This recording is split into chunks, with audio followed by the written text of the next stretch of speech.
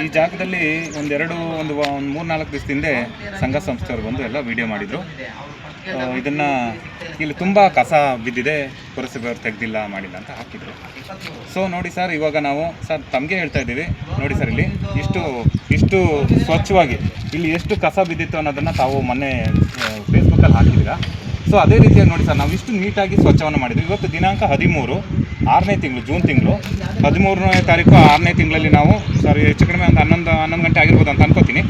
ಇಷ್ಟು ಸುಂದರವಾಗಿ ನಾವೆಲ್ಲ ಕ್ಲೀನ್ ಮಾಡಿದ್ವಿ. ಇಲ್ಲಿ ಹೆಚ್ಚು ಕಡಿಮೆ ನಮ್ಮ ಟ್ರ್ಯಾಕ್ಟ್ರಲ್ಲಿ 4 ಲೋಡ್ ಕಸ ಇತ್ತು. ಆ 4 ಲೋಡ್ ಕಸನೂ ಕೂಡ ನಾವಿಲ್ಲಿ ಲೋಡ್ ಮಾಡಿ ಇಲ್ಲಿ ಇಷ್ಟು ಸ್ವಚ್ಛ ಮಾಡಿದ್ವಿ. ತಮಗೆ ಕಾಣ್ತಾ ಇದೆ, ಇಲ್ಲಿ ನಾವು ಸ್ವಚ್ಛ ಮಾಡಿರೋ ತಮಗೆ ಕಾಣ್ತಾ ಇದೆ. ಆ ಫೋಟೋಸ್ಗಳನ್ನೆಲ್ಲ ಶೇರ್ ಮಾಡ್ತೀವಿ. ಸೊ ನಾವು ಇಷ್ಟು ನೀಟಾಗಿ ಮಾಡಿದ್ದೀವಿ ಸರ್, ತಮ್ಮ ಮಾತಿಗೆ ಹೋಗೋಟ್ಟು ನಾವೆಲ್ಲ ಕ್ಲೀನ್ ಮಾಡಿದ್ದೀವಿ ಸರ್. ಸಾರ್ವಜನಿಕರಿಗೆ ಒಂದು ಅರಿವನ್ನು ಮೂಡಿಸಬೇಕು. ಯಾಕೆಂದರೆ ಕಸ ಇವತ್ತು ಎಷ್ಟು ಸಮಸ್ಯೆ ಬೆಳೀತಾ ಇದೆ ಅನ್ನೋದು ಸಕಲೇಶಪುರದಲ್ಲಿ ತಮಗೆಲ್ಲರೂ ಗೊತ್ತಿರೋಂಥ ವಿಚಾರ. ನೋಡಿ ಸರ್, ಇಲ್ಲಿ ಇಷ್ಟು ಸ್ವಚ್ಛವಾಗಿ ನಾವು ಮಾಡಿದ್ವಿ. ಈಗ ನೋಡಿ, ಇನ್ನೊಂದು ಅರ್ಧ ಗಂಟೆ ಬಿಟ್ಟು ನಾಳೆ ಬೆಳಗ್ಗೆ ನೋಡೋಣ ಸರ್. ಈ ವಾತಾವರಣದಲ್ಲಿ ನಾಳೆ ಬೆಳಗ್ಗೆ ನೋಡೋಣ ಎಷ್ಟು ಕಸ ಇರುತ್ತೆ, ಏನಿರುತ್ತೆ ಅನ್ನೋದು ನಾಳೆ ಬೆಳಗ್ಗೆ ನಿಮ್ಗೆ ಗೊತ್ತಾಗುತ್ತೆ. ಸಾರ್ವಜನಿಕರಲ್ಲಿ ಅರಿವು ಮೂಡಿಸ್ಬೇಕು. ಏನಪ್ಪ ಅಂದರೆ, ನಾವು ಪ್ರತಿದಿನ ಆಟೋಗಳಲ್ಲಿ ಹಾಡುಗಳನ್ನ ಹಾಕ್ಕೊಂಡು ಹೋಗಿ ಹಸಿ ಕಸ, ಒಣ ಕಸ, ಈಗಂತೂ 4 ರೀತಿ ಕಸಗಳನ್ನು ರಿಸೀವ್ ಮಾಡಬೇಕು ಅಂತೇಳಿ ಮಾನ್ಯ ಘನ ಸರ್ಕಾರ ಆದೇಶ ಮಾಡಿದೆ. ಅದ್ರ ಪ್ರಕಾರವಾಗಿ ನಾವೀಗ 4 ರೀತಿಯ ಕಸಗಳನ್ನು ರಿಸೀವ್ ಮಾಡ್ತಾ ಇದ್ದೀವಿ. ಒಣ ಕಸ, ಹಸಿ ಕಸ, ಸ್ಯಾನಿಟರಿ ಕಸ, ವಿಶೇಷ ತ್ಯಾಜ್ಯ ಅಂತೇಳಿ 4 ರೀತಿಯಾಗಿ ನಾವು ಕಸವನ್ನು ಸ್ವೀಕಾರ ಮಾಡ್ತಾ ಇದ್ದೀವಿ. ಅಷ್ಟು ಸ್ವೀಕಾರ ಮಾಡಿ ಪ್ರತಿ ಮನೆ ಬಾಗಿಲಿಗೂ ಆಟೋ ಹೋಗುತ್ತೆ. ಆದರೂ ಕೂಡ ಜನರಲ್ಲಿ ಇದುವರೆಗೂ ತಿಳುವಳಿಕೆ ಯಾಕೆ ಮೂಡ್ತಾ ಇಲ್ಲ ಅನ್ನೋದೇ ನಮಗೆ ಆತಂಕ ಆಗ್ತಾ ಇರೋದು. ಇದೇ ರೀತಿ ಮುಂದುವರೆದು ಮುಂದಿನ ದಿನಗಳು ತುಂಬಾ ಕಷ್ಟ ಆಗುತ್ತೆ. ದಯವಿಟ್ಟು ಎಲ್ಲ ಸಕಲೇಶಪುರದ ಎಲ್ಲ ಸಾರ್ವಜನಿಕರು ಎಲ್ಲರಲ್ಲೂ ನಾನು ಕೇಳ್ಕೊಳ್ತೀನಿ, ಪಟ್ಟಣದ ನಿವಾಸಿಗಳಿರ್ಬೋದು, ವಿಲೇಜ್ ನಿವಾಸಿಗಳು, ವಿಲೇಜ್ನಲ್ಲಿ ಈ ಥರ ಸಮಸ್ಯೆ ಬರೋದು ಕಡಿಮೆ ಅಂತ ಅನ್ಕೋತೀನಿ. ಯಾಕೆಂದರೆ ಅವ್ರದ್ದೇ ಆದಂಥ ಸ್ವಂತ ಜಾಗ ಇರುತ್ತೆ, ತಿಪ್ಪೆ ಇರುತ್ತೆ, ಅಲ್ಲಿ ಏನೋ ಮಾಡ್ತಾರೆ. ಸಿಟಿಗಳಲ್ಲಿ ಜಾಗ ಇರೋದಿಲ್ಲ, ಕಸವನ್ನು ಮಾಡಲಿಕ್ಕೆ ಇರೋದಿಲ್ಲ. ಹಾಗಾಗಿ ನಾವು ಮನೆ ಬಾಗಿಲಿಗೆ ಪ್ರತಿದಿನ ಆಟೋವನ್ನು ಕಳಿಸ್ತೀವಿ.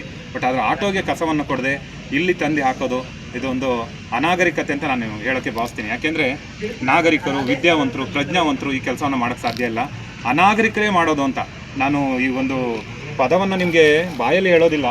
ಇಲ್ಲಿ ಯಾರೋ ಬರೆದಿದ್ದಾರೆ, ಆ ಕಾಂಪೌಂಡಲ್ಲಿ ಬರೆದಿದ್ದಾರೆ, ತಮಗೆ ಕಾಣ್ತಾ ಇದೆ.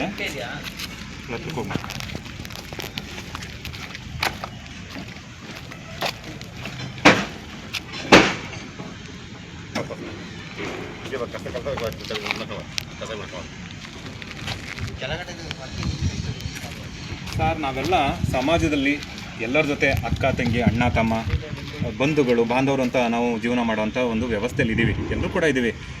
ಆದರೆ ಅಂಥ ವರ್ಡ್ ಬರೆದಿದ್ದಾರೆ, ಅಲ್ಲಿ ಓದಲಿಕ್ಕೆ ನಾನು ಹೇಳೋಕ್ಕೆ ಬಯಸೋದಿಲ್ಲ ಅದು ನನ್ನ ಬಾಯಲ್ಲಿ. ನಾವು ಅಲ್ಲ, ಯಾರೋ ಸಾರ್ವಜನಿಕರು ಇಲ್ಲಿ ಓಡಾಡೋಂಥವ್ರು, ರಸ್ತೆಯಲ್ಲಿ ಓಡಾಡೋಂಥವ್ರು, ಮಕ್ಕಳು ಕರ್ಕೊಂಡು ಓಡೋಂಥವ್ರು. ಮೊನ್ನೆ ಯಾರು ವೀಡಿಯೋ ಮಾಡಾಕಿದ್ರು, ನನ್ನ ಮಗು ಬರ್ತಾ ಇದ್ದೀನಿ ಸರ್, ನಾಯಿಗಳು ಬಂತು. ನಾಯಿಗಳು ಯಾಕೆ ಬರುತ್ತೆ? ವೇಸ್ಟು ಫುಡ್ಡು ಎಲ್ಲ ತಂದು ಕವರಲ್ಲಿ ಕಟ್ಟಿ ಇಲ್ಲಿ ಬಿಸಾಕಿ ಹೋಗ್ತಾರೆ, ನಾಯಿಗಳು ಎಳಿತಾ ಇರ್ತವೆ. ಆ ಟೈಮ್ನಲ್ಲಿ ಅವು ಯಾವ ಇದರಲ್ಲಿ ಇರ್ತಾವೆ ಗೊತ್ತಿರೋಲ್ಲ. ಇಲ್ಲಿ ಸಾರ್ವಜನಿಕರು ಓಡಾಡಿದಾಗ ಅವ್ರ ಮೇಲೆ ಹಲ್ಲೆ ಮಾಡೋವಂಥದ್ದು, ಅವ್ರನ್ನ ಬೆರೆಸ್ಕೊಂಡು ಹೋಗೋವಂಥದ್ದು, ಮಕ್ಕಳಿದ್ದಾಗ ಮಕ್ಕಳನ್ನ ಬೆರೆಸೋವಂಥದ್ದು ಅದು ಸರ್ವೇ ಸಾಮಾನ್ಯ ಆಗೋಗಿದೆ ಈ ಜಾಗದಲ್ಲಿ. ನಾವು ಕೂಡ ಸುಮಾರು ಸತಿ ಇಲ್ಲಿ ಬಂದು ಇಲ್ಲಿ ಹಾಕುವಂಥವ್ರಿಗೆ ವೀಡಿಯೋಗಳನ್ನ ಮಾಡಿ, ಫೋಟೋಗಳನ್ನ ಮಾಡಿ ಕೇಸ್ ಹಾಕ್ತೀವಿ. ಅದು ಇದಂತೂ ಏನು ಹೇಳಿದ್ರು ಇದು ಪ್ರಯೋಜನ ಆಗ್ತಿಲ್ಲ. ದಯವಿಟ್ಟು ನೋಡಿ, ಆ ವರ್ಡ್ ನಾನು ಬಾಯಲ್ಲಿ ಹೇಳಿಲ್ಲ. ಅಷ್ಟು ಆ ವರ್ಡ್ಗೂ ಬೆಲೆ ಕೊಡ್ದಿಲ್ಲದೆ ಅಂತ ಅನಾಗರಿಕರು ಇಲ್ಲಿದ್ದಾರೆ. ಇಲ್ಲಿ ಕಸವನ್ನು ತಂದು ಹಾಕೋವಂಥವ್ರು ಆ ವರ್ಡನ್ನು ನೋಡಿ ಇದು ತಿಳ್ಕೊಳ್ಳಿಲ್ಲ ಅಂದರೆ ತುಂಬ ಇದು ದುಸ್ತರ ಅಂತ ನಾನು ಅನ್ಕೋತೀನಿ. ದಯವಿಟ್ಟು ನಮ್ಮ ಪುರಸಭೆಯ ಪರವಾಗಿ, ನಮ್ಮ ಎಲ್ಲ ಸಿಬ್ಬಂದಿಗಳು, ಎಲ್ಲ ಪೌರಕಾರ್ಮಿಕರು, ಎಲ್ಲ ಪರವಾಗಿ ನಾನು ಕೈ ಮುಗಿದು ಕೇಳ್ಕೊಳ್ತಾ ಇದ್ದೀನಿ. ದಯವಿಟ್ಟು ಯಾರು ಕಸವನ್ನು ಇಲ್ಲಿ ಹಾಕಬೇಡಿ. ಆಟೋ ಬರುತ್ತೆ ಮನೆ ಬಾಗಿಲಿಗೆ. ಆ ಕಸವನ್ನು ವಿಂಗಡಣೆ ಮಾಡಿ, ನಾನು ಹೇಳಿದೆ ಆಗಲೇ